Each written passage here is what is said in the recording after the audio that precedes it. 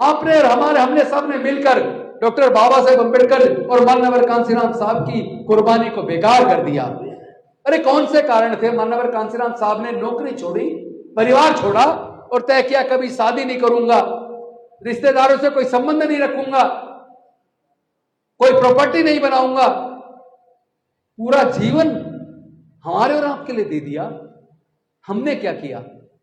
Doctor Baba Saheb Ambedkar ji ने 5 में से 4 बच्चों को खो दिया, जवान पत्नी को खो दिया, पूरा जीवन जला दिया और हमारे जीवन में उजियारा कर दिया, प्रकाश कर दिया।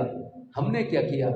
हम उनकी की हुई कुर्बानी की वजह से डॉक्टर बने, इंजीनियर बने, जज बने, वकील बने, ब्यूरोक्रेट बने, साइंटिस्ट बने, प्रोफेसर बने, एमएलए बने, एमपी बने, मंत्री बने, मुख्यमंत्री बने, राष्ट्रपति तक बन गए। लेकिन जो डॉक्टर बाबा साहेब अम्बेडकर देकर गए थे 70% छिन गया और बचा 30% आने वाले 15-20 सालों में खत्म हो जाएगा। और इसके लिए जिम्मेदार कौन है? इसके लिए जिम्मेदार है हमारे समाज के वो लोग जो आईएएस बने, आईपीएस बने, डॉक्टर बने, इंजीनियर बने, जज बने, वकील बने, एमएलए बने, एमपी बने, मंत्री बने, मुख्यमंत्री बने, राष्ट्रपति बने। क्योंकि उन्हीं की आंखों के सामने हमारे समाज के बच्चों से शिक्षा को छीन लिया, हमारे समाज के बच्चों से प्राइवेटाइज करके नौकरियों को छीन लिया और हमारे सांसद और विधायक अपनी अपनी पार्टी के गुलाम बने रहे। और वो गुलामी इतनी भारी पड़ गई कि हमारे बच्चों का भविष्य अब बर्बाद होने वाला है। इस लड़ाई को लड़ना होगा। हम डॉक्टर बाबा साहब अम्बेडकर जी के और माननीय कांशीराम साहब की कुर्बानी को बेकार नहीं जाने दे सकते। मैं आप सबसे आह्वान करता हूं, अभी हमने 2 दिन पहले लखनऊ के अंदर माननीय कांशीराम साहब की जयंती मनाई कांग्रेस पार्टी के बैनर तले और उसका नाम दिया सामाजिक परिवर्तन दिवस। लेकिन केवल जयंती मनाने से कुछ होने वाला नहीं है।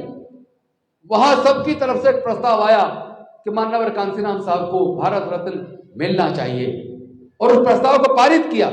सबके बीच में राहुल गांधी जी ने इस बात को स्वीकार किया कि कांग्रेस पार्टी से अनेकों गलतियां हुई। हमने समय पर सही कदम उठाए होते, हमने समय पर इस बहुजन समाज को न्याय दिया होता तो आज इनके बच्चों की नौकरियां न छीनी होती।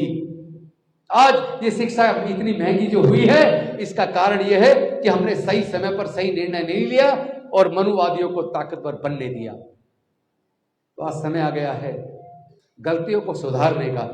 और गलती केवल कांग्रेस पार्टी नहीं सुधारे, गलती हमारे समाज के अफसर भी सुधारें, नेता भी सुधारें, हम सब लोग अपनी गलती सुधारें।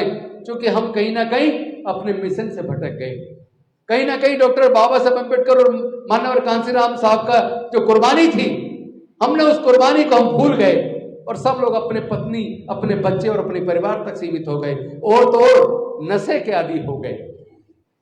मैं पूछना चाहता हूं, अगर यही काम डॉक्टर बाबा साहेब अम्बेडकर ने किया होता तो क्या आज जो हमारे जीवन में खुशहाली आई है, क्या वो आ पाती? ज्योतिबा फूले जी को तो उनके पिता ने घर से बाहर निकाल दिया। उन्होंने कहा कि तुम ये महिलाओं के लिए स्कूल बंद करो वरना मेरा घर छोड़ दो।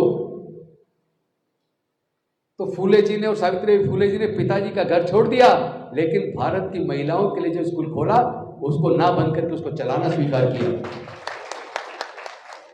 तो आज हमारा समाज कुर्बानी मांग रहा है। इस हमारे आने वाले बच्चों के भविष्य को बचाने के लिए हमारा समाज कुर्बानी मांग रहा, देश का संविधान कुर्बानी मांग रहा है। लेकिन क्या कुर्बानी मजदूर देंगे? कुर्बानी मजदूर देंगे या वो हमारे सांसद, विधायक, मंत्री, हमारे वो इंजीनियर, डॉक्टर, हमारे वो ब्यूरोक्रेट जो बाबा साहब की कुर्बानी से नौकरी पाए हैं, कुर्बानी भी उन्हीं को देने के लिए आगे आना पड़ेगा। वरना याद रखना, उनके बच्चों का भविष्य भी खत्म होने वाला है। जब आग लगती है ना तो वो ये नहीं देखती पड़ोस में किसका घर है, जब आग लगेगी तो सबके घर चलेंगे।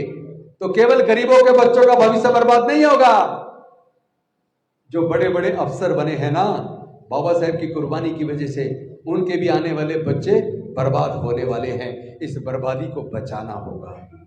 तो कुर्बानी गरीब मजदूर नहीं, कुर्बानी बड़े बड़े जो दलित समाज के ताकतवर लोग बने हैं उनको कुर्बानी देने के लिए आगे आना पड़ेगा। और मैं अपने आप को आगे रखता हूं उस कुर्बानी के लिए। मैं वकील भी हूं और चूंकि विधायक भी रहा, मंत्री भी रहा, ऑल इंडिया कांग्रेस कमेटी का राष्ट्रीय अध्यक्ष भी हूं।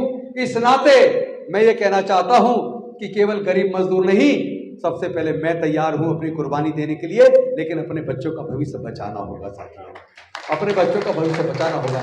वरना डॉक्टर बाबा साहब अम्बेडकर जी की भी और मान्यवर कांसीराम साहब की भी कुर्बानी बेकार चली जाएगी, फिर उनकी जयंती को मनाने का कोई मतलब नहीं।